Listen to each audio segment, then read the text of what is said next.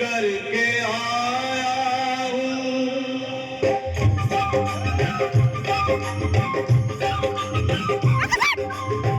अरे द्वारपालो कन्हैया से कह दो, अरे द्वारपालो कन्हैया से कह दो के दर पे सुदामा गरीब आ गया है, के दर पे सुदामा गरीब आ गया है। भटकते भटकते न जाने कहाँ से, भटकते भटकते न जाने कहाँ से तुम्हारे महल के करीब आ गया है, तुम्हारे महल के करीब आ गया है। अरे द्वारपालो कन्हैया से कह दो के दर पे सुदामा गरीब आ गया है, के दर पे सुदामा गरीब आ गया है। भाई द्वारपाल, मुझ पर दया करो भाई। बस तुम जाकर कन्हैया को ये बता दो कि उनका बाल सखा सुदामा मिलने आया है। मेरे इस फटे हाल पर मत जाओ भाई, तुम बस जाकर मेरा संदेश उस कृष्ण को दे दो, उस कृष्ण को दे दो भाई। क्या हंसी ठट्टा करने को हम ही मिले हैं? तुम ठहरे तीन निर्धन फटेहाल ब्राह्मण, तुम्हारे अंग अंग से करीबी बदहाली झलक रही है। और कहा महाराज श्री कृष्ण, क्षमा करना पंडित जी, हमें अपने प्राणों से हाथ नहीं धोने जो तुम्हारा यह संदेश द्वारिकाधीश तक पहुंचाए। न सर पे है पगड़ी, न तन पे है जामा, बता दो कन्हैया को नाम है सुदामा, बता दो कन्हैया को नाम है सुदामा, बता दो कन्हैया को नाम है सुदामा। न सर पे है पगड़ी, न तन पे है जामा, बता दो कन्हैया को नाम है सुदामा हो। न सर पे है पगड़ी, न तन पे है जामा, बता दो कन्हैया को नाम है सुदामा हो, बता दो कन्हैया को नाम है सुदामा। एक बार मोहन से जा करके कह दो, तुम एक बार मोहन से जा करके कह दो कि मिलने सखा बद नसीब आ गया है, कि मिलने सखा बद नसीब आ गया है। अरे द्वारपालो कन्हैया से कह दो कि दर पे सुदामा गरीब आ गया है, कि दर पे सुदामा गरीब आ गया है।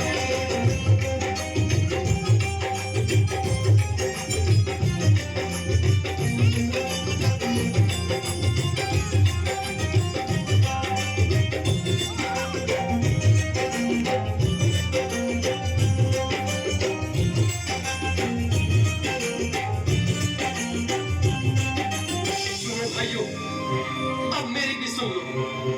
जब तक मेरा संदेश उस द्वारकाधीश तक नहीं पहुंचाती, तब तक मैं यहीं बैठा हूं। चाहे मेरे भूख प्यास से प्राण ही क्यों न चले जाए।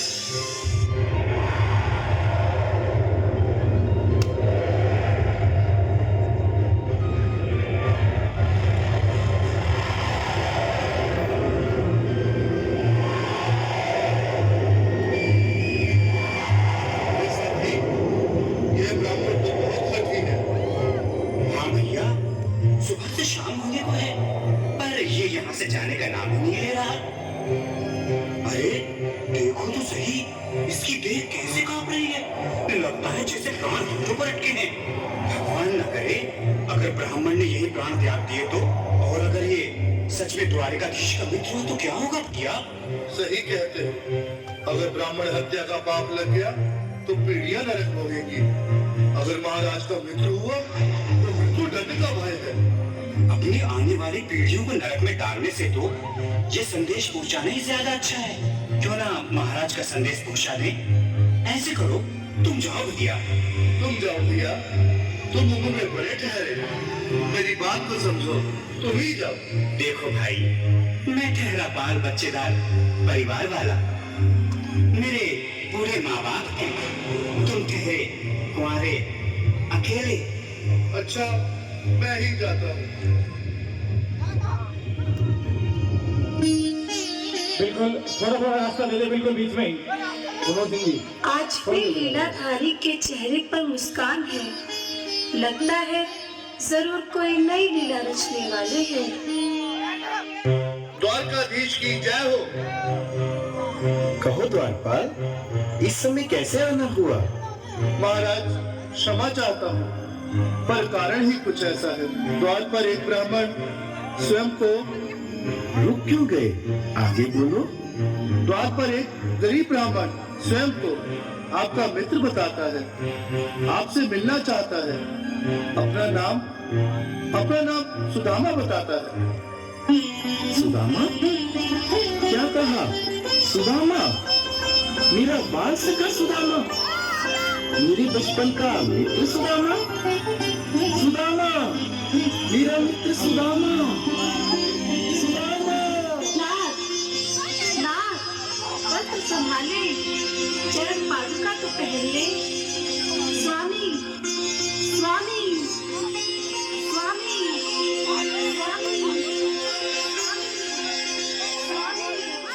सुनते ही दौड़े चले आए मोहन, जगाया गले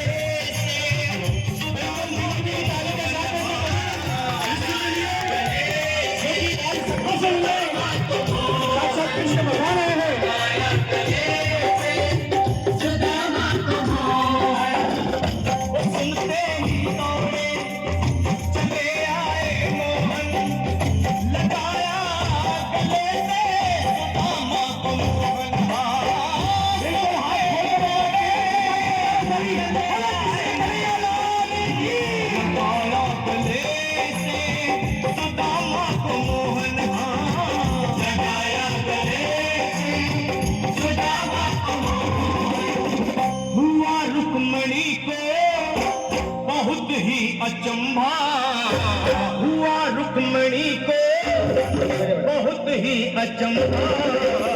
ये मेहमान कैसा अजीब आ गया है,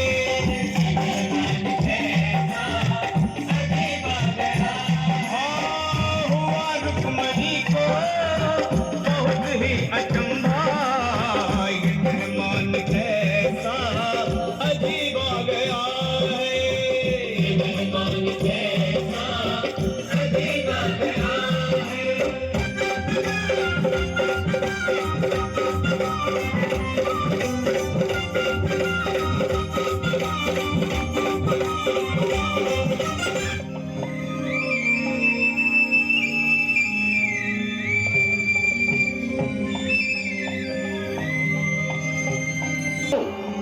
चले आओ, इस महल को अपना ही समझो।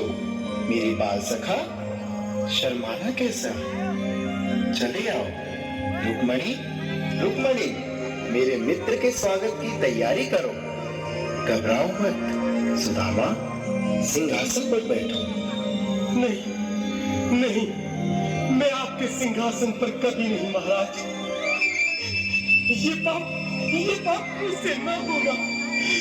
द्वारकाधीश, मैं निर्धन बदनसीब वक्त का मारा तुझ ब्राह्मण आपके चरणों में बैठ सकूं तो मेरा सौभाग्य होगा। हे दीनानाथ, हे दीनानाथ, हे दीनानाथ।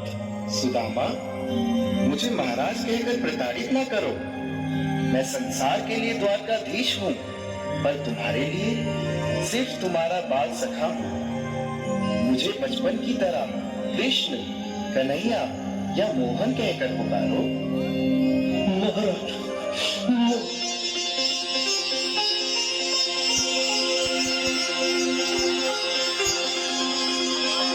बराबर पे खुले